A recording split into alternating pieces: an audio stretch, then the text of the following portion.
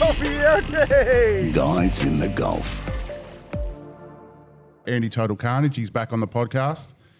Last week we Ash and I had a bit of a chat about the fact that Andy was here and we're going to go out on the water and try and catch some fish. Day one, let's start with day one. Day one. Well, what about we should talk about what Andy was doing before he got down here. Oh, even better. Some of the stuff he's been doing, because it's pretty cool. Yeah. Everyone's loving your YouTube channel at the moment, mate, with a roper trip there. Well, I did the roper trip, so that there when this comes out, that'll just be finishing. And I actually squeezed in. I went home from the roper. I was thinking about coming here, but I was a little bit exhausted and I had a lot of footage, so I decided to go home. But then I went out, did a 2-day trip out to Shady Camp and 1 day out at the south.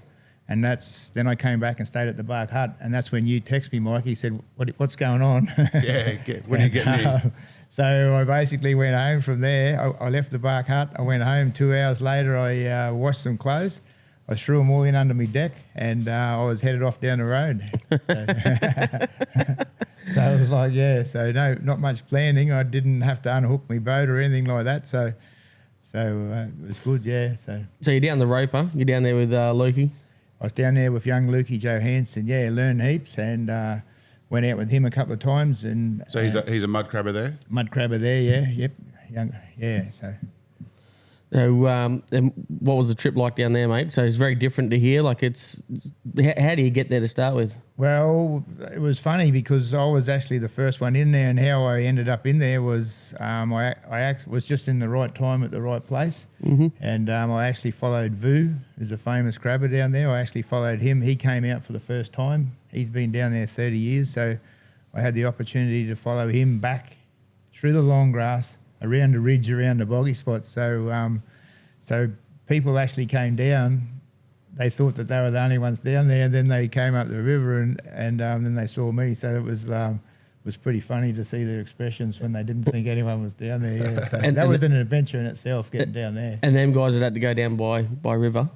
From Tomato Island, 65 k's. Yeah. Yes, it's a long couple of hours to get down. Yeah, and it's actually 84 k's by road to drive from Tomato Island to Port Roper, And these guys recognised you as well, didn't they? Yeah, they'd watched us on the channel, and I'd never been to the Roper before, and they thought I'd be at Shady Camp for sure. So when they went 50k up on the floodplains, and they came around the corner and they saw Total Carnage, I don't know, it was pretty funny. So I'd like to really thank Lukey. Lukey made me feel very welcome, same like you guys. So he's got Starlink down there, so I felt very comfortable. I just camped, same as here. I camp in the rooftop tent, and I could sign into his Starlink, so it enabled me to stay down there for probably about 8 nights, I think. So So I went fishing for 3 days.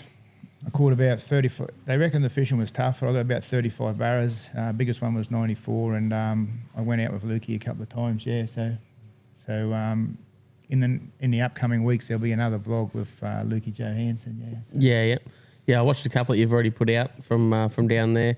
What was it like going out to actually crabbing, mate? Seeing how that works? Yeah, it was it was a new experience, and especially there at the Roper with the winds and the roughness. So in the next vlog with Lukey Johansson, I was nearly not going to go.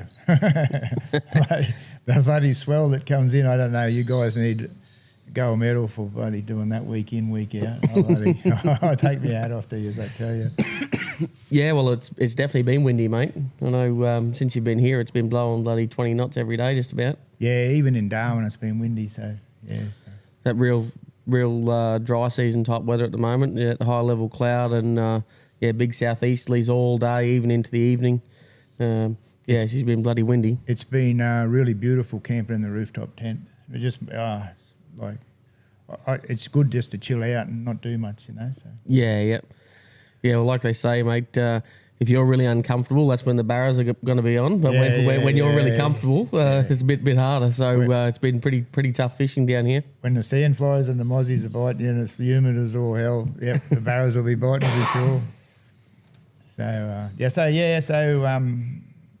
So I did plan on coming down the Nathan River Road, but I wasn't too sure what the condition was. So I did. I actually went home and and then it turned out that I came here now, so it was good. So otherwise, I've got to go down to Queensland and visit my mum for a birthday, which is soon. So I knew that if I didn't get here now, it probably would be like right in the middle of dry season. So Yeah, yep.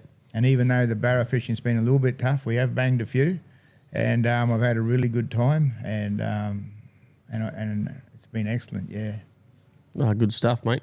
Yeah, I think when you first got here, I was just finishing off a job putting some river markers and that in, bloody down the boat ramp there, and Mikey took you for a bit of a look around. Yeah, that's and, right. Yep. And I jumped in with you. We went down and saw the crew, Bullfrog and Mick down it, and everyone else, Shredder and everyone else down the river there, and planned a bit of a day. I think we sort of decided we should take you for a look around and give you a bit of a tour of the actual river systems, because it's quite different here to a lot of places. The amount of water that we've got here, the amount of different creeks and rivers and that go out to the coast and that sort of thing. So, Ash, I really appreciate the time that you guys have taken to show me around, and especially on the river, because there's no way in the world, and I've saved those tracks, and that'll be. I'm definitely coming back. I've really enjoyed it, and I love how all the atmosphere is with the fishing club and how all you guys are. So but the tracks that I've saved it'll help me no end. Like I wouldn't have had a clue otherwise. Yeah. Like how could you ever know? You know. Yeah, we did a pretty big day the first day. Like we pretty much, we did a little bit of fishing, but mostly just cruised around. And so we started up here, obviously at the boat ramp, went down the MacArthur, turned off and went down the Crooked, went and seen where Mullet's boat is there. Then went out the front, across the bay into Twin Creeks. And then from there we went right across back into the Dugong Creeks, and then just took the shortcut, or the long shortcut, because it was bloody rough. Went the shortcut back in through the river system there, which comes back out into the MacArthur.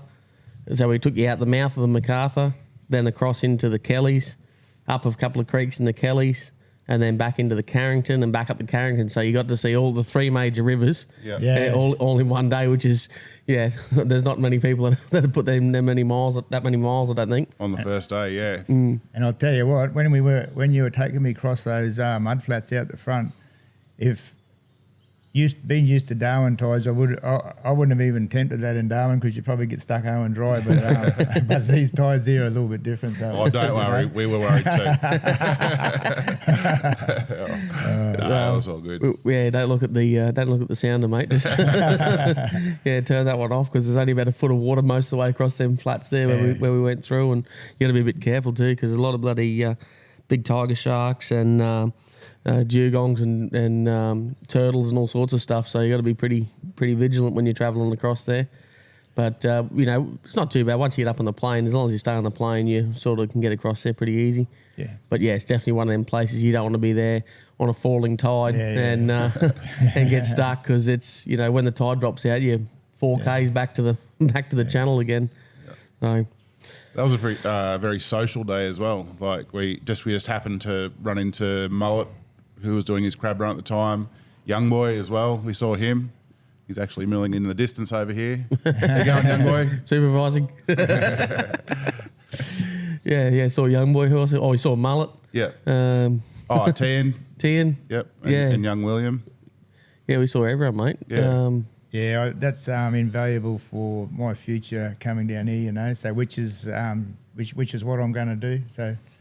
Yeah, we got to meet all the boys pretty much straight up. So them fellas are always cruising around out there. So if you ever get in any trouble or anything like that, they're always there to help out and really point you in the right direction. Yeah, awesome community, unbelievable. Yeah. So we tried we went over the Twins, but what had happened was pretty much the day before, 2 days before you got here, the wind really picked up and the water temperature dropped. It was in the high 20s, and then it's dropped down to sort of 20 degrees over a couple of days. We had some 13-degree mornings as well. It cooled right down overnight. So. Which made it pretty tough. We had a look around there, and we didn't barely get a touch, I don't think. We pulled up in the where was it? In the Fletcher, I reckon, and we had heaps of fish marked on the sounder. Like it was crazy. If you're out in the reef, you'd be jumping for joy. You'd be proper excited, and fish stacked up from 10 metres of water right up to the surface almost. And we mucked around there for a bit, did some trolling, did some flicking, chucked some vibes in, some soft plastics, everything, and couldn't raise a scale. I was actually in the Twins, and when I was down the Darley River, I met Stuart, and he's an ex-Barramundi guide from the Darley River, but he lives in Brisbane. So I've got his phone number. Mm-hmm. He's actually coming up in July, and we're going to go down to Darley River, and we're going to do a live cherub and barramundi catch, cook, blah, blah, for a whole week. Yeah, yep. And I actually, because I knew that he came here, he used to fish here, and so I actually, Zolio texted him and said, mate, I'm in the Twins. Have you got any tips for me? So he said, go down on the right one, Carney, and go on the left creek and troll up, so like, I was bloody... But thoroughly enjoyed it. So it was really, really good. So yeah, they were, when we caught them off Mullet's mothership on the back deck there, it was like at night time, it was like shooting ducks at a sideshow alley, but in the net, when they were spitting out, was all small jelly prawns and stuff there. So I was trolling around lures this big, I had no chance, so. Yeah, and that's one of the things that happens here as well, like the jelly prawns. I think they're a bit late this year. Everything seems to be pretty late this year because... obviously, the big wet season, and we had that late cyclone and big flood, and everything was, fairly late in the wet season. So everything's sort of just delayed a little bit, I think. And all those jelly prawns are still coming out of them small creeks. And like you say, Andy, we went down the other night and chasing some barras under the lights. And same thing, mate. You're just watching the little prawns come through, and they're only 20 mil to 30 mil long. So if you're chucking it, 4, 5, 6 inch lure, you're not likely at all to even get a look in. You can run the lure straight past the nose of the barra and actually watch it, and it doesn't even look at it. Yep. Yeah. Once I took the lures off, I put a couple of little 15-gram vibes on, and I only went 50 meters, and I had a Freddy hook on, and then blue salmon. And so once I sorted that out, it was got a bit easier. Yeah. Well, that first day, even when we come back into the Kellys, we went into one creek there, and there's one little bend that I don't mind. You usually get a few jacks, a few barras out of there.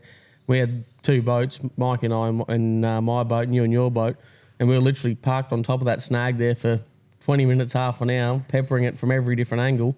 And I dropped one small barra, and after half an hour of casting at it, so it just goes to show, like, if you sit there and persist, you might get something, but they're hard to get them to bite. Like, we were there for 20 minutes, half an hour at least, and then one big girl, well, probably 80 odd centimetre, come out and hit me lure, and then the next cast I hooked it, but it went straight back in the snag and dropped it pretty quick. Mike was a bit slow on the net there, so. And my casting leaves a little bit to be desired as well, and with the wind, I was going right off target. But yeah, anyway, we came back into the Carnage, come up there, tried another creek up there, which is usually pretty good on the way home, and couldn't do anything. So it was good to get out and go down and see Mullet there the other night. Mikey and I and Devo came down for a bit of a look, and you camped out in your boat there, mate, for a night. I camped in the Mullet's boat. I had the red rocket tied up beside Mullet's boat, and I camped. Full Mullet experience. And he's such a good host, such a good entertainer.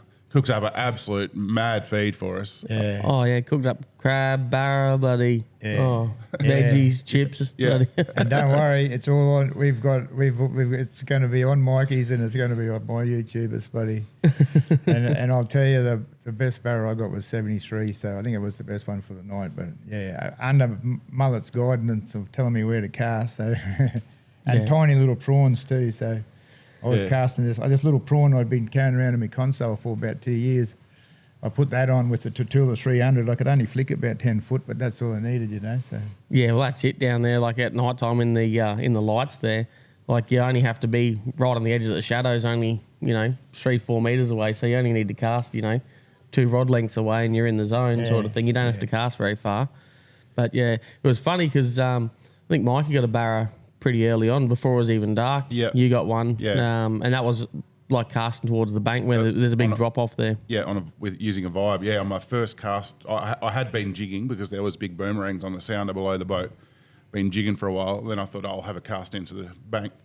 First cast got a hit. Second cast got the fish. So yeah, it was pretty exciting for me to get the daytime hookup. Because when we're out at night, I don't like filming at night.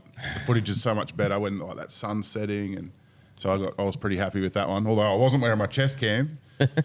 rookie. So yeah, Ash, I think you grabbed the bendy cam and were videoing that one.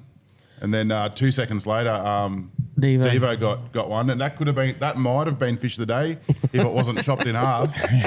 Oh, that was a bit of a laugh. That was because we're all tied up to Mullet's big boat there, and beside Mullet's big boat is his work boat, and then beside that was Andy's boat. And as soon as Devo's standing on the back of the boat there, as soon as he sort of moved, Mullet's auto bilge kicked on, started pumping dirty crab water straight into Andy's boat. Also trying to fight the fish. Then he got wrapped around. Stevo's got the rod and he's got his hand over the bilge. And then the braid was through my one of my lures, and lucky to get anything going on, and then it got sharked. Oh yeah, some big sharks down there. Some real big sharks down there. Got bitten clean in half, eh? Oh yeah, far out. And then when you're talking about sunrises, it was a really special moment next morning that sitting on Mullet's back deck as the sun was rising, having a cup of tea and one of his jam drop biscuits, you know. So Freshly baked. Freshly baked. It wouldn't surprise me. I think there's someone around town here that makes him those biscuits, and I'll tell you, you do a great job because I've had a few of them. They're bloody beautiful. I tell you what, I just thought of as well when I hooked up to my barra. Devo was up on the top deck taking a leak, and so as soon as he was straight into action though, as soon as I got the hook up, he stopped. He reckons he had to pause midstream and got his phone out and actually got some video footage of me landing the fish from up on the top deck. So yeah, thanks Devo, mate. I'm going to use that footage. So yeah. So by the time that night finished, and then the next morning, I believe that the footage on that camera is too good. So I actually put that camera away just so in case I drop it in the water or something, you know. So yeah, you can't replace that. Yeah. It's I can't wait to edit it. It's going to be so good. So excellent, mate. But so I know I had my camera on. I got hookups. We had double. After you guys went, unfortunately, they really turned on. So, well, we said they would. That seems to happen when there's a big crowd, like when we're on your houseboat, Ash. Yeah. And if there's a big crowd, the fish can be a little bit quiet. But bit shy, yeah. The times when it's just you or me out there, or like you and Ant or something like that, that like you can have really big sessions. And yeah, the best session I've ever had out there was with you, just the two of us. And there was a couple of fish laying on the same spot. There was a couple of fish laying on the on Mullet's deck. On his deck there because he uses them for bait, salmon. So he actually had me rubbing that little prawn vibe on the jig on the getting the fish slime on the slime. Oh, you're giving away all my secrets now. I shouldn't have said that. Oh, Mullet. He's a champion, didn't he? Yeah. Yeah, so that was just a day or two after the full moon as well. So yeah, so Andy stayed out, Ash and I, and Devo, we went home in my boat. Just freezing. Yeah, it was. We're lucky we bought hoodies. So yeah. Oh mate, it was absolutely dreadful coming home. It was freezing, mate. I'm glad you took that bottle of port down. Yeah. Well, we got through it pretty quick too, just quietly. Yeah, we did. One round, that was it. It was all over. But no, we needed that, mate. Keep warm. Yeah. So so after we left, so what you got more barra and salmon. Yeah. So we sat there and we just chilled out, and I can't remember what time you left, but we didn't do much for probably 15 minutes or so. And then Mullet just picked up a rod, and he just leaned over the back, and he got one salmon. And then he got another. So when he got the first one, then I thought, I'll have a go. So then I didn't get anything. Then he got another one. And then he got another one. I'm thinking, because we were taking the crap out of him about it. They're his pet fish, you know. And he whistles them up. So it took me a little bit to wind it right, you know, to get them. So I think he got 3 or 4 salmon, and then the barra come in then. So I got one. I ended up getting 3 barra, and he got a couple more barra as well. We were actually double hooked there at one stage, but I lost mine. So it was a good session. Yeah. So. No, it's good fun like that, mate. I mean, it is. Yeah, obviously it's a bit hard when you're trying to create content and you're trying to get videos and stuff at night time. It's a bit difficult, but no, it's good fun though. Get down there and see them like that. It's yeah, it's like a big aquarium at the back of the boat there and under the lights at times. Yep. Yeah, I'm just so grateful that you guys have invited us down and showed us around and invited me in, let me into your world, you know. So Too I'll easy, definitely mate. be back, and and it won't be too long before I'll be back either. So. Perfect, mate. Yeah, well, hopefully we'll get some decent weather, and like the plan was sort of we're hoping to try and get out around the islands or something for a look out there, because that's that's the jewel in the crown of the area is getting out around the coastline of the islands there, and that. So hopefully we can get some decent weather and get out wide and get some good redfish and reef fish and tuna and mackerel and all that sort of stuff, mate. Because that's the thing with King Ash Bay is that a lot of people come here and they want to come chase barra, but if you've got a half decent boat and some decent weather, you get out the islands and then you realise, well, there's a lot more to this place than just catching barra and salmon and mud crabs and stuff. You get out wide, there's all your good reef fish as well. Your emperors and golden snapper and jewfish and trout, and then a lot of guys come up and they chase billfish as well. Out the top of the islands, so you don't even have to go real far. You can get you get small black marlin, you get sailfish, you get all that sort of stuff. So she's good country out there. That'd be all right, seeing a big sailie out the back of the Red Rocket, mate. Yeah. I've seen that footage of you guys when you went out there, when you got the big snappers and that. Oh yeah, that was with Mullet. Yeah, he was in my boat. Yeah, that'd be. I think Ash was in Vegas at the time. I think. Yeah. Yeah. I'd love to experience that. And I know that probably coming back in the build up will be probably the best time. So I'll be in the build up. Yeah, build up's good. Typically, you can early build up, less wind. We'll get some days where it's not so windy. Yeah. Yeah. Not great for camping, but No. We'll hit Brett up. We'll stay at Weeby. Yeah. Have nice fans there and comfy beds. Yeah, that's it, mate. Actually, I see he posted something in the locker. Yep. A couple of days or yesterday or something like that in the rod locker on our Facebook group there, and some. I think what they have a big couple of big redfish or a big goldie and something else. Yeah. I've actually got the photo right here. Yeah, a couple of local boys have been out there, and I think maybe Dan and Gary or something like that, maybe. And, Gangster Dan and Gary. Yeah. Yeah, they It got says some big fish. That looks like a nanny to me. Big nanny and a goldie.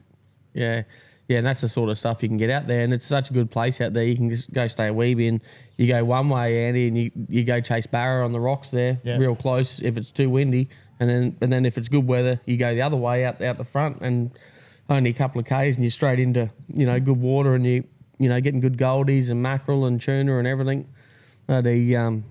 She's good country there.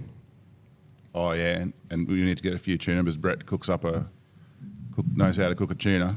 Oh yeah, he's got a good tuna recipe. His quote was, "I'm a savant." See you, young boy. Yeah. He's like, I'm a savant. Some people can play the piano. I can cook tuna. He does a couple of different ways too. He does one which, without giving away all his secrets, he does one with soy sauce and black pepper and stuff, and and cooks it, and it's like eating the best Scotch fillet steak you've ever eaten. Yeah. And it only takes 5 minutes for him to do it. Yep. The other one, which he got me into, which I didn't think I'd ever like, is the tuna back straps and then slicing them real thin and having sashimi with sashimi soy sauce and I don't think I've had wasabi, that. and it's so good. Yeah, even like I'm definitely not a fan of like raw fish and stuff, but yeah, once he made it out there once, mate, that was it. I was hooked. It's good. Yeah, pickled ginger and everything. Yeah. And I'll tell you how Mullet cooked that barramundi that you caught fresh the other night. Did he must have stir fried it, did he? I don't know. It was in little. I don't ask questions with Mullet. You don't watch the preparation, mate. You just eat it later on. Ask no questions, hear no lies, mate. With Mullet. But I know what you mean. It was all almost shredded. Yeah. It worked out perfectly on the wraps. Yeah. Very nice. Yeah, beautiful. Oh God. Yeah. He's a bit of a wild show at times, but yeah. Oh yeah, that was one experience camping in his crab boat anyway. So. It always turns out pretty good. So so now that'd be good to get out there and have a look out there, mate. Yeah, I look forward to that. What's your favourite way of bloody having fish, Andy? Like obviously, some people like Mullet does it however he does it. Yeah, I'm gonna find out what he did. But yeah, I don't do it many ways. I just cooked some shred fin salmon that I pulled out the deep freeze this morning before we did this, and I just did that in butter. Yeah, yeah. A little bit of salt and pepper. And that was it was beautiful, you know. I do it with crumbs. Yeah, yeah. I do it with crumbs with egg, without egg. Not many ways, you know. So. Yeah, yeah. What have you ever done with the threadfin salmon? Have you ever done just the backbone of it? So after you fillet it, so a fella showed me here, and it's bloody good. You know, because they've got those big nodules in there on their spine. When they don't worry about filleting them too close, they just take the sides off, and they don't worry about leaving a bit of meat on there. And they cut the tail and the head off, and there's a bit of salt and pepper straight on the barbecue with the frame, and then pull all the meat off the frame, mate. That's real good. Real good. Same with jewfish as well, you know, because jewfish, like if you haven't done a few before, like they're a little bit hard to fillet as well, just the way their backbone goes over. But same thing, if you do a bit of a rough job on it, you cut their tail off and cut the head off and do the frame, and straight on the Weber or on the charcoal, even like we done it on Mikey's charcoal and that. Yep. But that goes real good. So talking about threadies, we've kind of been always like to have a good hit on the threadies at Shady Camp, and they've, for the last year and a half, they just haven't really came in. Like 2 years ago, they came in plague proportions. And just on this last weekend, on the neap tides, building neeps, on the first day they didn't come in much, just little groups of them. And then I was fortunate enough to be down there on the second day, and I've never seen them so thick. They were right across the mouth at Shady. Yeah.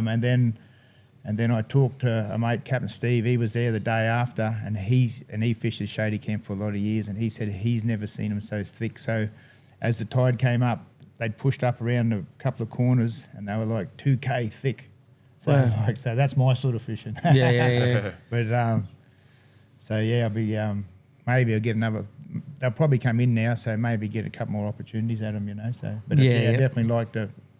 I nearly class the thready better eating than the barra, you know. So. Yeah, for sure. A lot of people reckon that too. Yeah. See, we get them here, but we don't get them like the same as you do over on the west side of the top end. Like, you know, I grew up out at Port Keats and you know, fished out the, you know, the Moyles and places like that, and along the coastline there, mate. We used to go out and get threadies like no tomorrow. You know, you go out and you get one every cast in some spots, you know.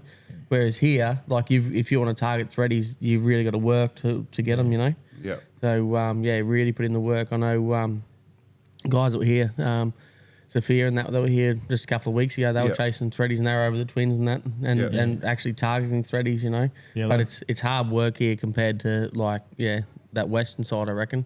Yeah, well, when I threw the vibe out, I only went 20 metres and I actually got a whack and a big thready come up out the water, but spat the vibe, you know. And then when I was following you out around the other day, wherever we were, I seen a thready come up behind your boat. Oh yeah. So, coming across the flats there. Yeah, that was shallow coming across there. Because it's funny, like on them flats there, some spots is like where we started off at, like over towards the twins, it's all mud there, you know, like it's all mud on the bottom. But then when you come across to the other side, like the MacArthur, when we went out the front there, even though I probably could have stayed on the plane and got across there, because it's hard sand, I sort of slowed down because you don't want to hit it. Like because you come to a quick stop if you hit it on there. Yeah, like the mud. If you hit the mud, you just slow down and then stop. And then, like on the way over that morning, you know, I cut it fairly fine going across, and then come to a bit of a stop. So turned around, backed up, and then went a bit further around. But like out the front of the MacArthur, that shallow sandbar, I reckon that's where you've seen that thready out there. Yeah. And you got to be careful going across that one because that's hard sand there. So we ended up idling for 20 minutes across there to get back in the channel again. So the other day at Shady Camp, there's probably only about 10 or 12 boats there, and I reckon at one stage there was probably 7 boats all hooked up. Yeah, bloody hell. And one boat was double hooked, and it was just like you couldn't. Like we were actually last to hook up, and we were starting to get an inferiority complex, and then the next day they're on as well. So I reckon I was listening to Tales from the Tinny a few years back, probably quite a few years back, and they had maybe a guide from Shady on as a guest on there doing one of their segments, and he was saying that he was getting really frustrated catching meat along threadies because his customers are coming to catch barra. Yeah. So he's literally catching like 12 threadies to try and get a barra, you know? Yeah, so he's literally getting angry at the fact that he's catching meat along threadies. I'm like, wow, that's a great problem to have. Yeah. Yeah. Yeah, bloody hell. Yeah, I reckon once you've caught 7 or 8, you're done then. Yeah. Yeah, you're done. So, what do you think of the difference between here and like you fished all over the top end from right across the west to right over the east now? What's the difference here in the amount of people that you see? Like we go down the boat ramp and there's 80, 90 vehicles down there in trailers, but we did a big lap the other day. Like I reckon we saw 1 or 2 boats other than the boys working that we run into. Well, Ash, I reckon it's a pretty amazing thing because I did see 60 boats at the boat ramp and I thought, oh, this is not going to be good, But then by the time you get down that system, you're flat out seeing 4 or 5 boats all day. And then I was down to Twins and I saw 1 other boat, So, and that was in the distance. Yeah. So it's really good that you can have those numbers at the boat ramp and not hardly see a boat. Yeah. And I think you guys were telling me that you actually went up a creek the other day that you've never ever been up. Yeah. And I could believe that. Yeah. And it's a big creek too. Like, and unbelievable. there was 3 of us on the boat, and Yeah. none of us had ever been up there, that far anyway. Yeah, unbelievable. So this will definitely be a place where I keep coming back. I understand it now since I've been here, So. And you think you've only done you did 3 days in the boat. Yeah. And you've only really actually fished I up haven't- way over there between the Crooked and the I haven't Fletcher and the touched Twins. I haven't There's touched the sides. mountains that not like miles and miles of creeks and rivers on this side as well, like which you're just going to fall in love with some spots over here as well. Yeah, and I had it in from watching your videos, and I had it in my head that the water might have been really dirty, but it's not. It's bloody beautiful water. Yeah, at certain times of the year, obviously but after it was it's flooded, beautiful, isn't it? So like it was a little bit dirty, but it was still good, So yeah. How about a big shout out to Reef City Signs? Check out this billboard behind us. What do you call it? Banner? Pull up. I think we refer to it as a roll-up banner. Pull up. Yeah. Pull-up banner, roll-up Yeah. banner, yeah. Yeah, Unreal. Freestanding. It's got a pole in the back and it's sort of retractable. So you pull a pole out and it retracts down into a little carry bag. Yeah. Yeah. So there's a fellow that follows the podcast. He literally just emailed us and said, "Hey, I've got a sign company. Why don't you send us your logo and I'll bring something up for you." And so I sent the logo through and he arrived with this, and it's bloody amazing. Reef City Signs on the East Coast. Yeah. I reckon maybe Townsville or something. Yeah, Mackay. Townsville. Yeah. Anyway, so thanks for that, mate. Legend. Yeah, if you're chasing some any sign work done over in North Queensland, then Reef City Signs, get onto that. Yeah, good job too. Like bloody like the printing's actually really good quality. Very good. And he put the flag behind there as well. I didn't supply that with the flag. Oh really? Yeah. Oh yeah, bloody hell. yeah, I saw you carry something in, Ash.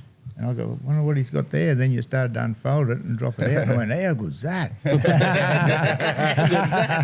I got Mikey. One per episode, mate. That's your one done now. How good's that? That's, I can't stop saying Yeah, I it know, now. it's Mikey's new catchphrase now.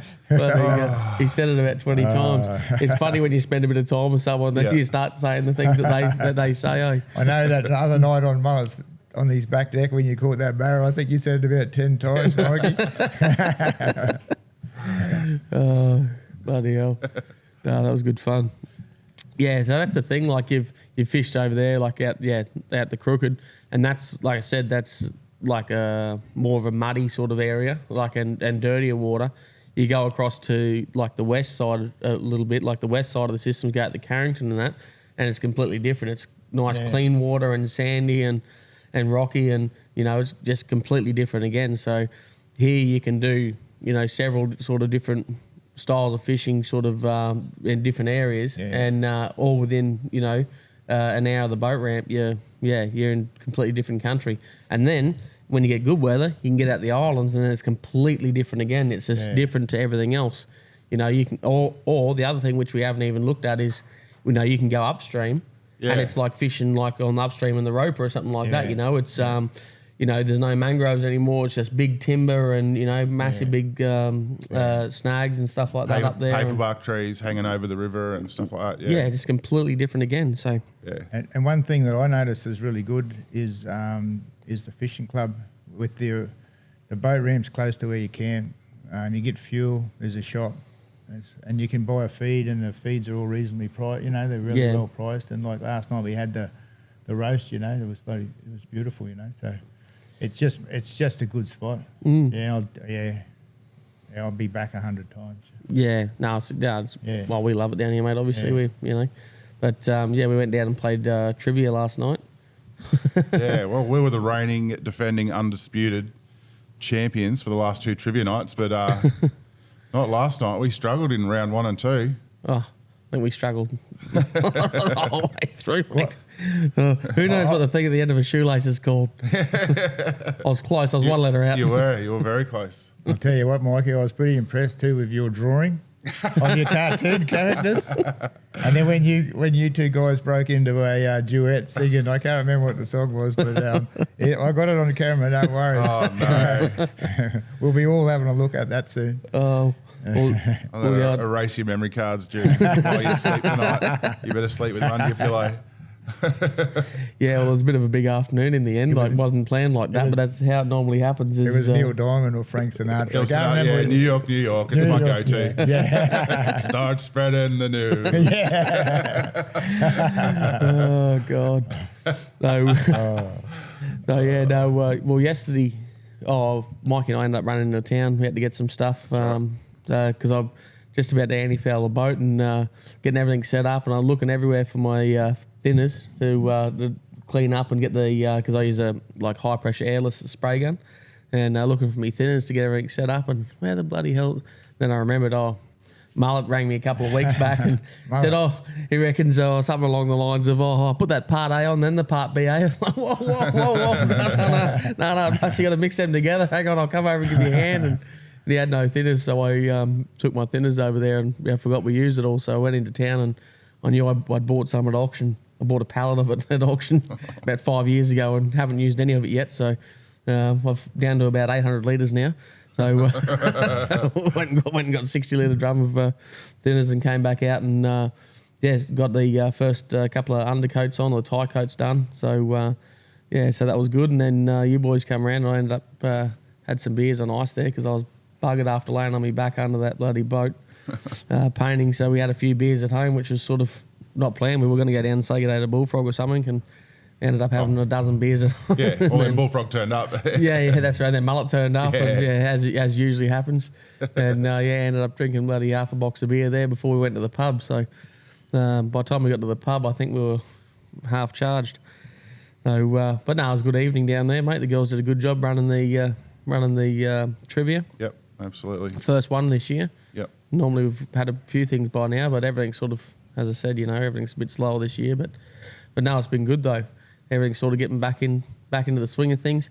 But actually, Andy, you slipped down for line dancing in the morning, mate, before you take off, I'll be about as good as that as I was at trivia. I don't think you're going to invite me back on the team again.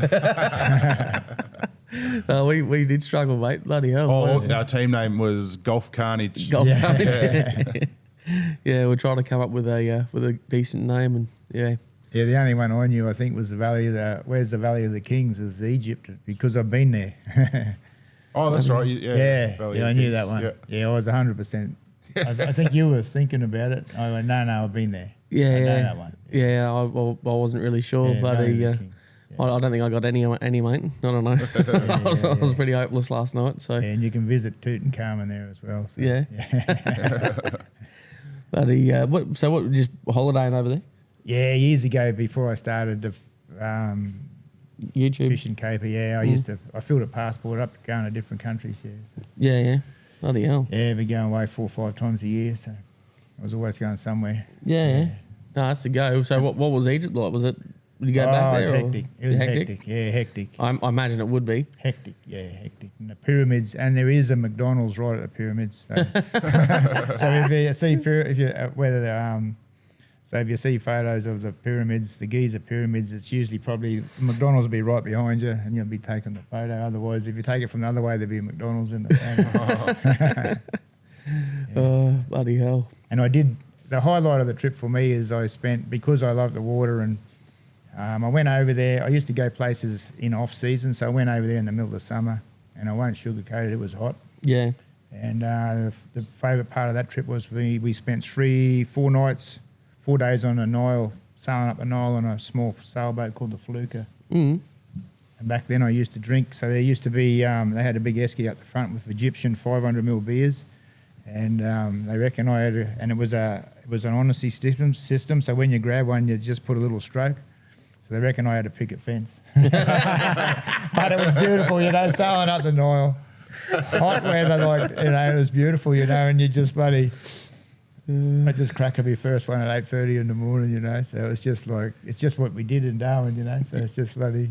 Oh, sounds like we're booking a trip to Egypt. that sounds bloody good to me, Andy. 8:30 in the morning, cruising up the Nile, drinking beers. Yeah.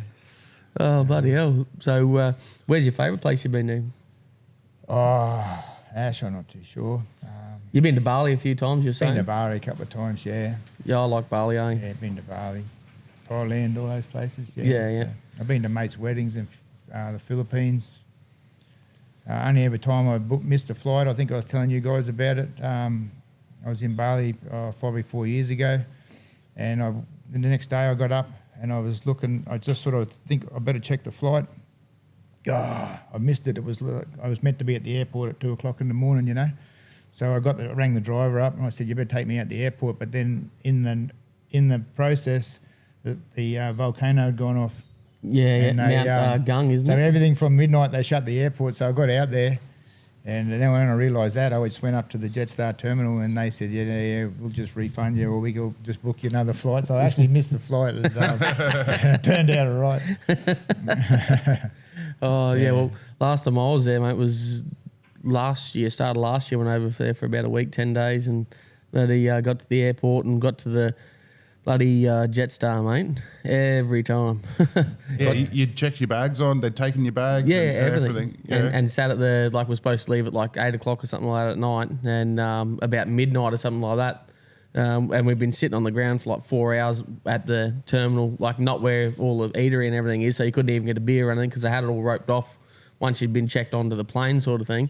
But we're all sitting on the floor, there's no chairs or anything like that, everyone's sitting on the tiles or the carpet waiting to board the plane, and then it was about 4 or 5 hours later, about midnight, 1:00 in the morning, they said, "Oh, no, we'll cancel the flight." So, bloody hell.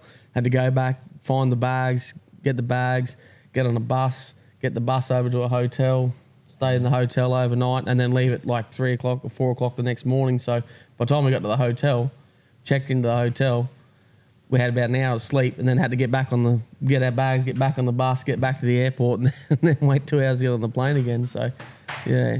Probably up until about a year ago, I was actually thinking about doing YouTube somewhere, like just taking the camera wherever it might be, and some offbeat place, and staying in thatch huts, going out in little dugout canoe somewhere and doing fishing. But I think now that I fish the Northern Territory and all these places, I don't think I'll probably end up doing that. So yeah, I'd be too scared of crocodiles, mate, after being here in a dugout canoe. I don't think Mikey and I are built for dugout canoes. Yeah, They want a big tree. I'll tell you what I really enjoyed this morning was the crabbers. Oh, the crab load up. The crab load up day this morning. Yeah, no, it's always good fun. All the boys hooking in. That was bloody awesome. Helping, I really enjoyed that. They put Andy to work as well. Yeah, I jumped in and bloody. I'm experienced, I went down to Lukey Johansson's and give him a hand.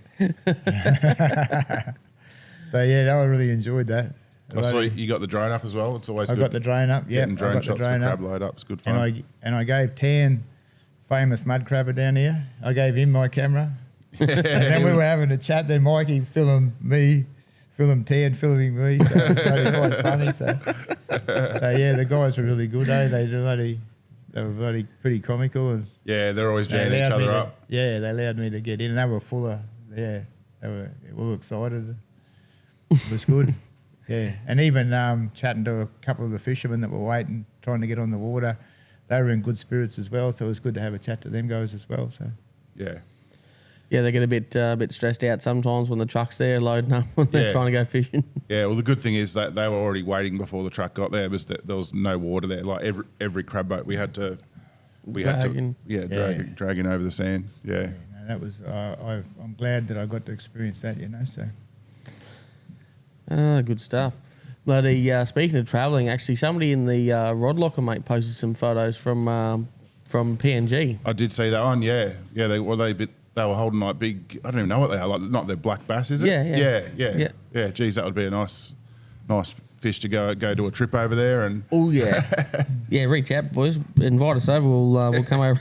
we'll come over and have a look, eh? where was it? I screenshotted heaps of stuff. Yeah, no, it was looked unreal, and some big barras and that as well. Yeah, that was Troy Dean. Yeah, they actually live in PNG most of the time. Yeah. And it says your podcast and videos keep us amused in the big wet. Keep up the outstanding content. So yeah. Perfect. We might come and see you, Troy. But no, it's one of them bucket list things that I've always wanted to go over to PNG and chase them bass and that, eh? And What would you compare them to mostly? Like they're almost mangrove jack ish. just double the size, triple the size, Yeah. quadruple the size. Yeah. Yeah, I know mate of ours here, Snaggles, has been over there. He's worked over there mining and stuff, and then done black bass fishing, and he reckons it's just unbelievable. Eh? He said this, like pictured mangrove jack, but just absolute freight trains.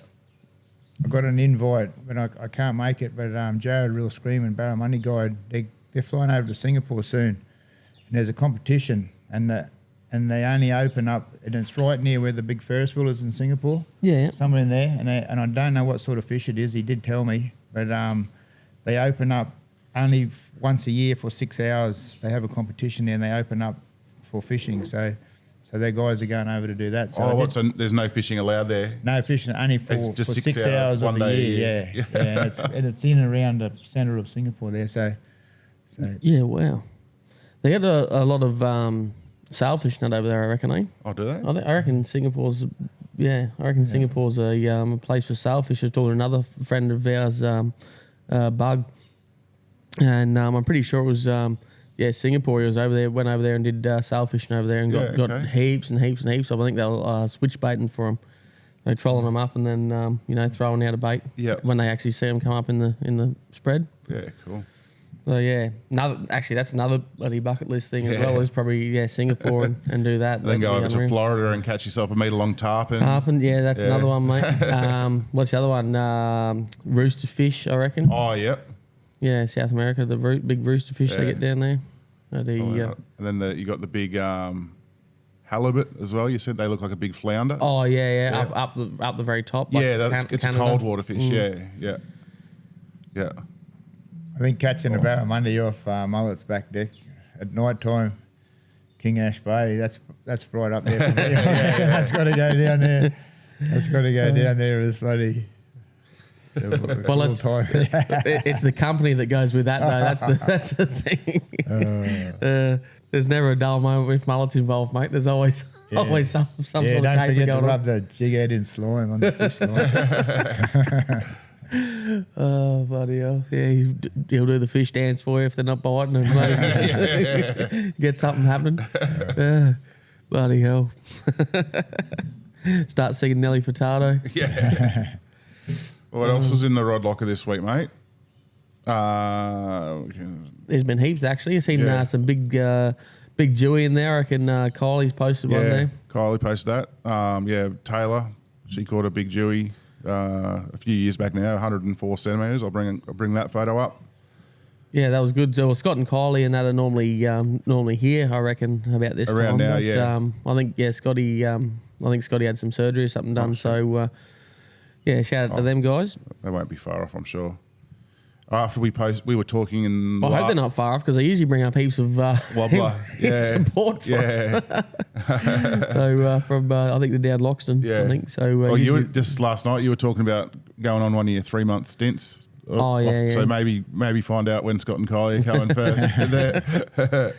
Another fella, Eddie Holbrook, put a nice big jack there, a reef jack that he caught out off Vandalen Island.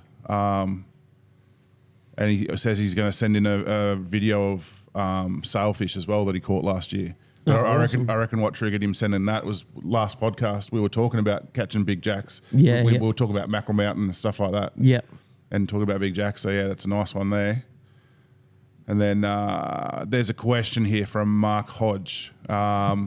Question for Ash about mud crabs, for instance. If you catch mud crabs on a Monday and you send them on a Sunday, do the Monday and Tuesday crabs lose much condition, or they maintain their condition? So basically, he's saying like if crab load up days on a Monday, then you go to work the next day, Tuesday. So you're going to be storing crabs for a week, sort of thing, before they get sent off. Do they lose condition? Yeah. Nah, not really. Especially like, we take pretty much mostly only A grade crabs here. So and once they're tied and they're put in the basket, they're wrapped in hessian and kept wet.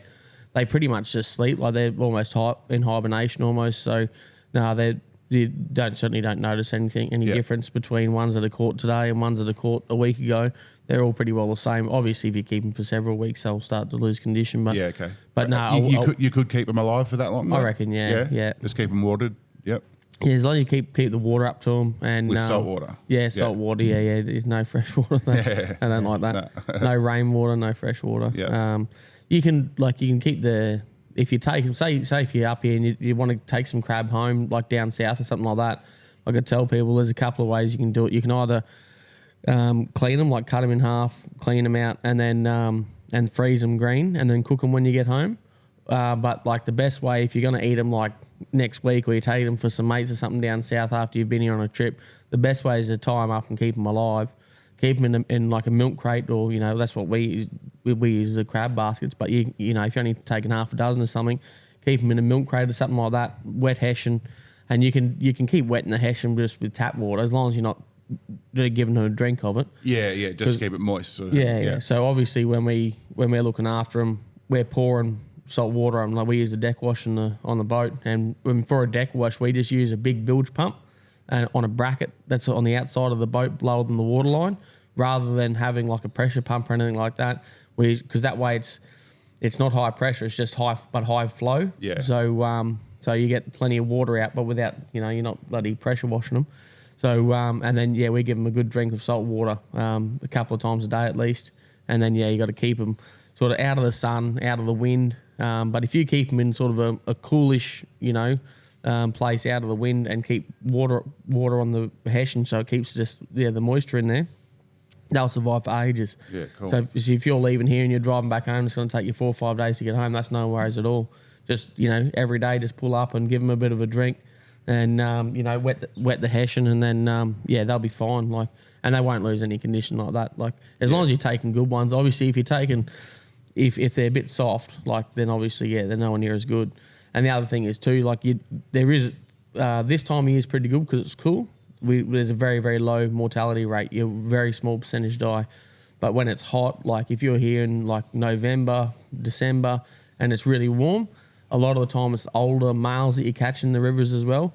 So they're already pretty like weak. They're not really strong. Yep. And then them ones, they stress out, and they'll, like, the mortality rate's much, much higher. Yeah. And if in your crate, if one dies, you need to get it out as quick as possible. Yeah. Because the ones around it will die. Yeah, for sure. So they're very toxic. So once they die, you've got to get rid of them straight away. Yep. And clean everything out. So because and you'll know straight away if they die. Like, you'll smell them straight away if one dies. So you pull that one out, and give it all a bit of a clean out. And you can clean them with a hose or anything, that's no worries. You can use tap water or whatever, but you just don't want to be drowning them with it. Yeah. And I know the other day with the mullet, when he was packing his, he said he had a dead one in there, which there was, but he also had one that had thrown a claw. Yep. Yeah, you got to be careful with that, especially if you've tied any loose ones, especially the females, because if you tie them a little bit loose, especially the females, they'll drop a claw. Yeah. And once they drop a claw, they can get the other claw out of the string. Oh. So you put your hand in there and you're sorting your crabs out, all of a sudden you get whacked on the hand by one because they've come out of the, So like my first year when I was first learning how to do things, and the boys was teaching me how to do it properly and how to pack them in the baskets properly so they're presentable and that. Like, you got to be, I was real careful because when I was still learning, I wasn't tying the females especially, wasn't tying them tight enough, and then they'd slowly work their way out, or they'd drop a claw and work their way out, and you'd open the hessian up. Next thing, you'd have one right on top, and they'd be throwing claws at you. So you got to be real, real careful, because when you tie depends how you do it, but like the way that I tie is like on the back, on the top, so I don't flip them at all. And so when I tie the females, I literally lift the claws up a little bit and make sure that the string is like the third spike back at least on the top of the carapace. So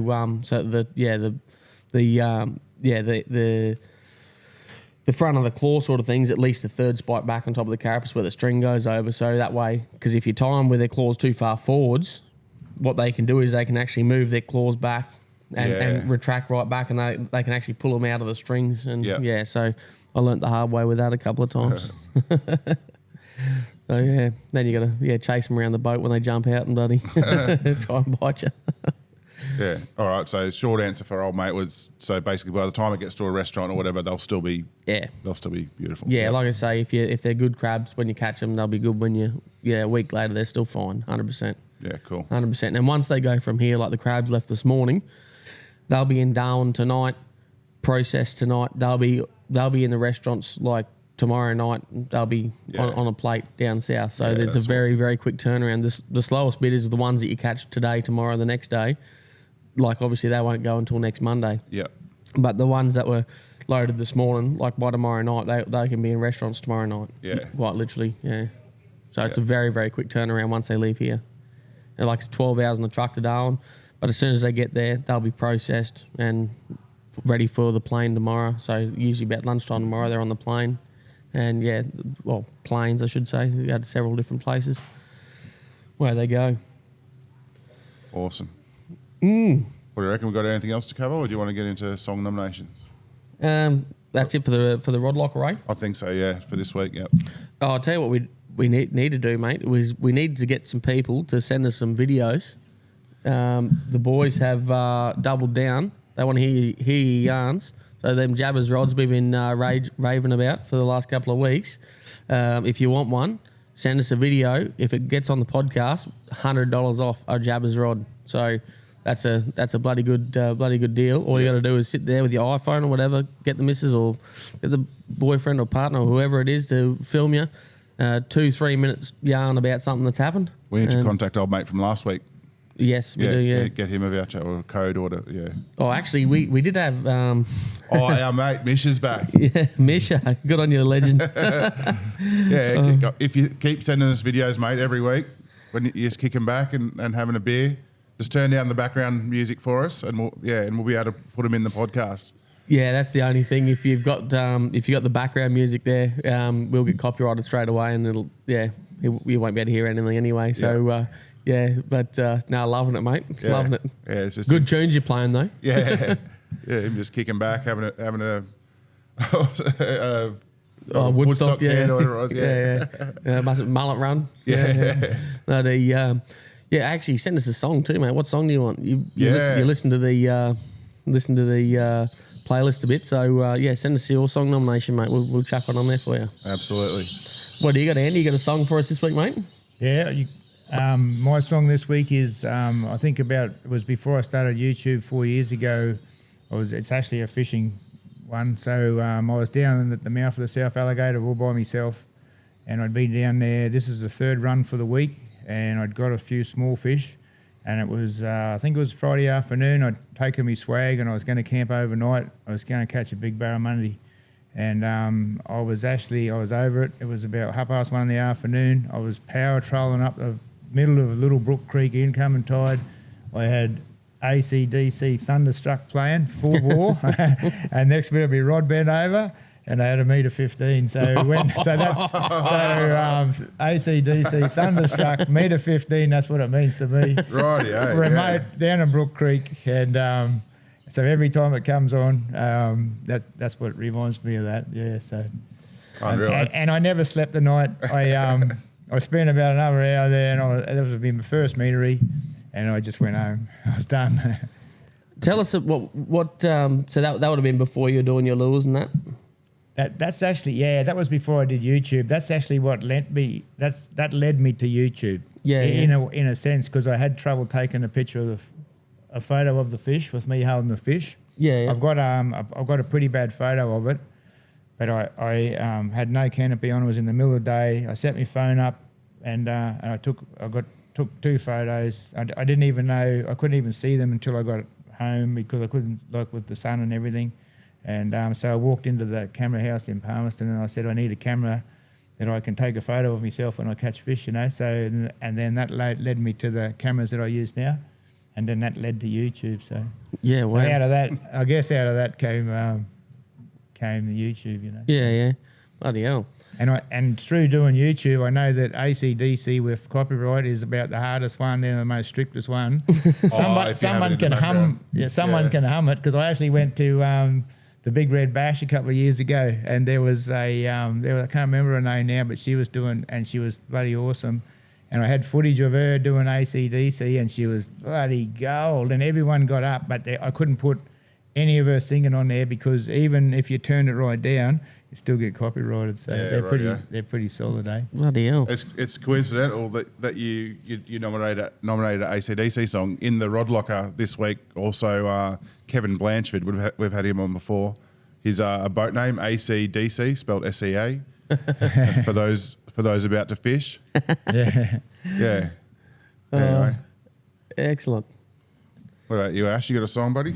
Oh, mate, I'm going to go, I'm going to go back with our old mate up there in Catherine. Another territory one, mate. Tom Curtin, Never Never Land. Oh, yeah? Yeah, excellent song, mate. Yeah, singing about the top end and that Roper country, Mataranka. So Never Never Land is that's like Mataranka. Yeah. Where they film We're the Never Never at the back there at the old homestead and that. Never Never Land. What about you, Mikey? I've got a Luke Bryan song. We before he was on, which show was it again? Idol, I reckon. American Idol. Yeah. Before that, he used to be cool. He had some good old songs. Yeah. It's actually my wife's favourite Luke Bryan song, which is "Play It Again." Yeah. Which I think is on the Crash My Party album. I think. But yeah, "Play It Again." Yeah, it's a really, really cool, good fun song, and yeah, it's my wife's favourite Luke Bryan song. So it is a good one too. Yeah. So I think that'll be our first Luke Bryan song in there. Yeah. We've got Luke Combs, Zach Bryan, Zach Brown. Yeah. Anyway, but yeah, Luke Bryan. Yeah. Got to keep track of all these things, mate. Perfect. Well, before we shut it down, Andy, you were showing us, mate. You actually give us a couple of your lures, mate. Why don't you talk us through them, mate? How you come up with that and how that's going for you? Well, I started selling. I got a shirt designed. How that came about was a couple of years ago. I asked Pete Davis. I said, Pete, because I liked his shirts. So Pete Davis, Raptor Lures. Raptor Lures, yeah. So and I've worked. Like Pete got in contact with us early. I've known Pete for a lot of years. So he said, I'd like to. When I've had 200 subscribers, he said, I'd like to give you a couple of lures, but that took a little while to evolve. And then Big Daz, Darren Crawley, gave us a couple of shirts, and Pete gave us a shirt, and I used to alternate wearing them around. And when I used to wear Pete's shirt, Darren's shirts are awesome as well, but I just felt when I wore Pete's shirts, because it's made out of the spandex material, I asked him, how do I go about getting a shirt? So he put us onto Staunch Crab, Leela and Tynan, awesome. Yeah. And which is a Darwin brand, which is local, Darwin, local NT which is brand. Darwin brand, which is that one there, So so that kind of led, then that kind of led on to, I took a photo of a crocodile, so with my drone. So I sent that through to Leela, and I said maybe you could put it on the shirt. So that's how it ended up on the shirt. And Shady Camp one day, I got a good photo there. So no, not Kakadu. No, mate. No, Shady Camp, mate. So that ended up on there, and then that led on to, I talked to Pete about getting a lure design, and he said, I'm always going to be doing one with a crocodile, like a crocodile one, but he said, you can have it, And I said, oh yeah, no worries. So he said, I'll do a bit of research, and he looked on the internet, and he said, I can't find really good patterns. So I said, I'll send you the one of the crocodile from Shady Camp. And I said, and that's how that eventuated. So it got on there, and it catches fish, and it just went on from there. So you got a few different sizes as well? I've got the 4-inch. I've got them all ordered, but the 4-inch sold out. So that's the Jack Snacks, the live series, which is a suspending lure. That's like the jackal squirrel. Yeah, the same. Yeah. So, and then I got the 6-inch. And the 7-inch, so they're all called the Porosis. They're all Porosis, being the name of a crocodile is Crocodilus porosis, so we call it the Porosis, and it's got the total Carnage on the back in the blood red colour, which gives it a nice, action running through the water.